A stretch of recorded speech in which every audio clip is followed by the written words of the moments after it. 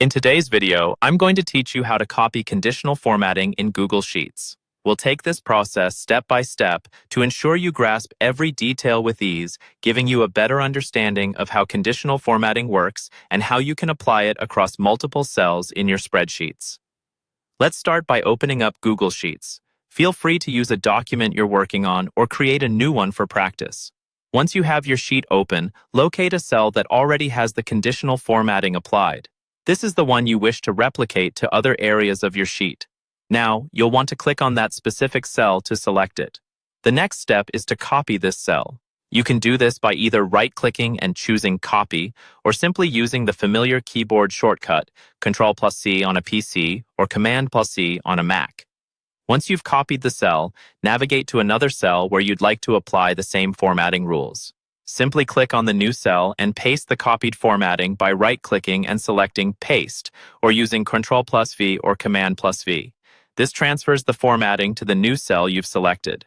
Now let's focus on refining the newly applied conditional format.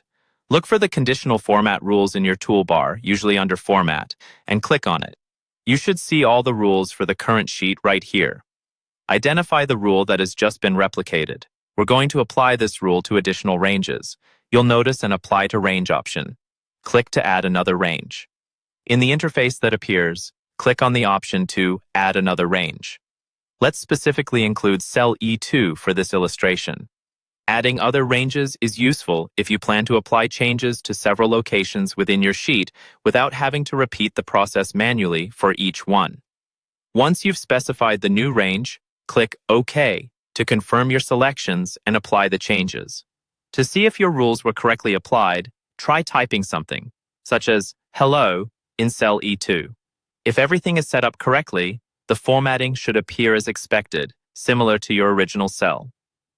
Let's move to cell B2 next. In the toolbar, there's a Paint Format icon, which is a small paint roller. Click this icon, then head over to cell F2 and click on it. The Paint Format tool is a quick way of applying the format of one cell to another with just a couple of clicks. Finish by typing hello in cell F2, and you should see the conditional formatting rule displayed there as well. And there you have it.